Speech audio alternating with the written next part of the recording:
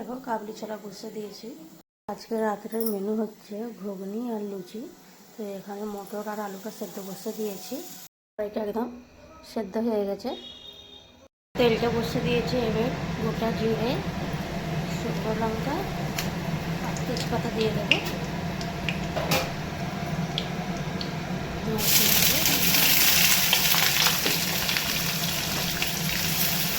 Tomato paste করে রেখে দিয়েছি। আর এখানে আদা রসুন দিয়েছি।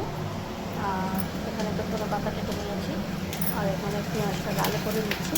পেঁয়াজটা লাল হয়ে গেলে আমি আদা রসুনটা তুলে দেবো। মশলাটা আমার কষা হয়ে গেলে টমেটো পেস্টটা দিয়ে দেবো।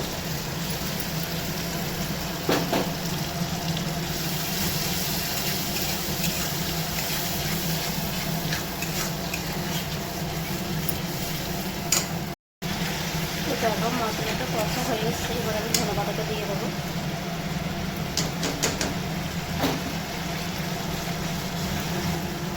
মশলাটা তুলে দিয়েছি। কতটা সুন্দর হয়েছে কালারটা, আর ঘুগনিটাও একদম মাখা মাখা হয়েছে, খুব সুন্দর। তো তোমরা যদি এইভাবে ঘুগনি করতে যাও, এইভাবে করো। আর আমার ঘুগনিটা কেমন হয়েছে অবশ্যই কমেন্ট করে জানাবে। তো এটা একটু বসা বসা হয়েছে, যেহেতু লুচি দিয়ে খাওয়া হবে। এটা আমি সামান্য করে একটু পানি দিয়ে দেবো, দিয়ে একটু ফুটিয়ে তারপরে গ্যাসটা বন্ধ করে দেবো। তো আমার একদম ঘুগনি রেডি।